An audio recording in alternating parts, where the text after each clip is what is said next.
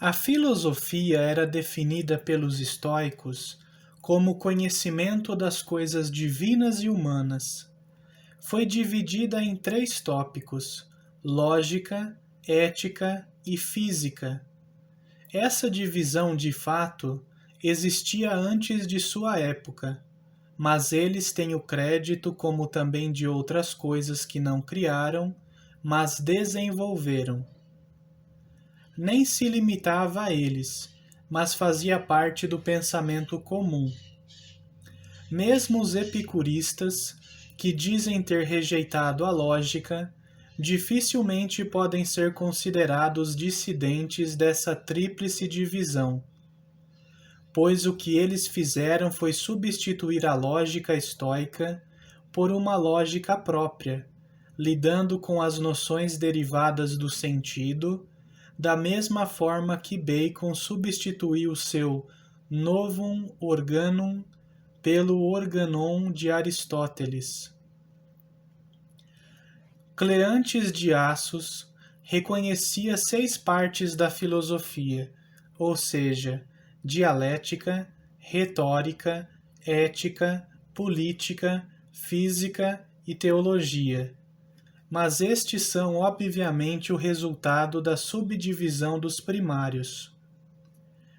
Dos 3 tópicos, podemos dizer que a lógica lida com a forma e a expressão do conhecimento, a física com a questão do conhecimento e a ética com o uso do conhecimento.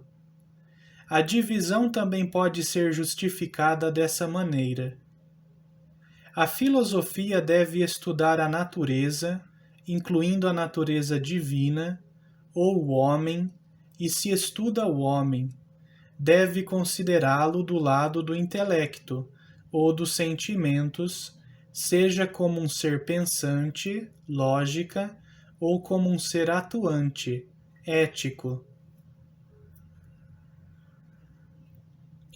Quanto à ordem em que os diferentes departamentos devem ser estudados, tivemos preservadas para nós as palavras atuais de Crisipo, em seu 4º livro de sobre vidas. Em primeiro lugar, parece-me que, como bem disseram os antigos, há 3 cabeças sob as quais caem as especulações do filósofo: a lógica, a ética e a física.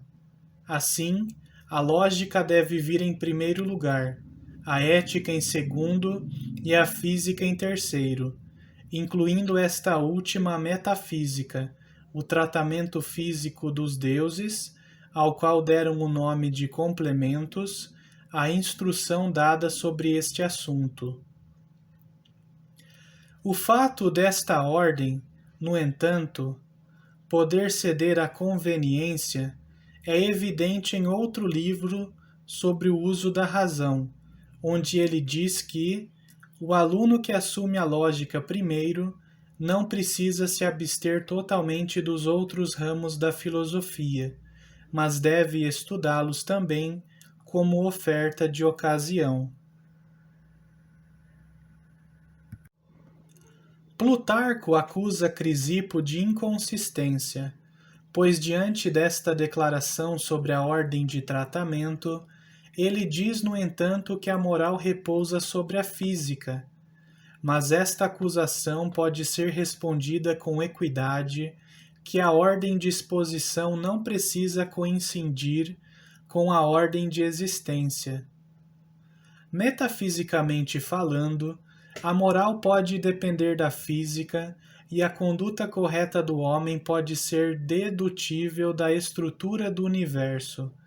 Mas, por tudo isso, talvez seja aconselhável estudar a física mais tarde.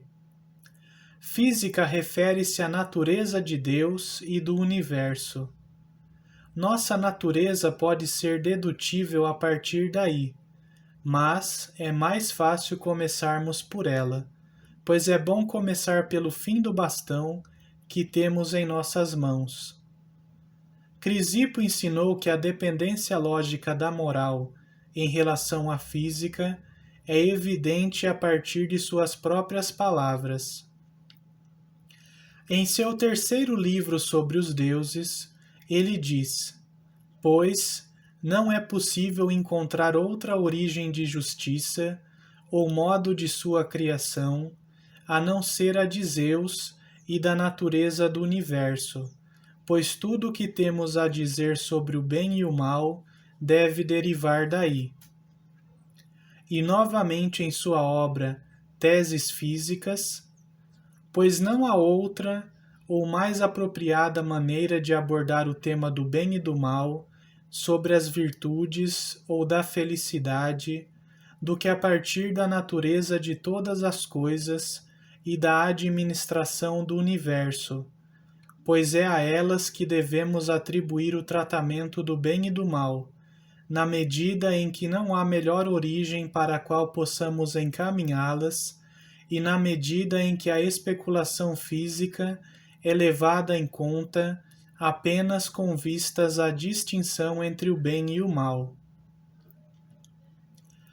As últimas palavras são dignas de nota, pois mostram que mesmo com Crisipo, chamado de fundador intelectual do estoicismo, toda a ênfase da filosofia do Pórtico caiu sobre seu ensinamento moral.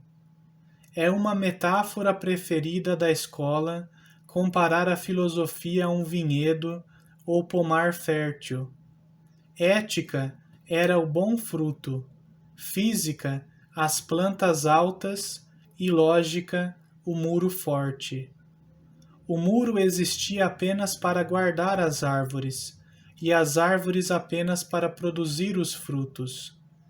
Ou ainda a filosofia era comparada a um ovo do qual a ética era a gema que continha o pintinho, a física clara que constituía o seu alimento, enquanto a lógica era a casca dura exterior. Posidônio, um membro posterior da escola, objetou a metáfora da vinha, afirmando que a fruta e as árvores e a parede eram todas separáveis, enquanto que as partes da filosofia eram inseparáveis. Preferiu, portanto, compará-la a um organismo vivo, sendo a lógica os ossos e os nervos, a física a carne e o sangue, e a ética a alma.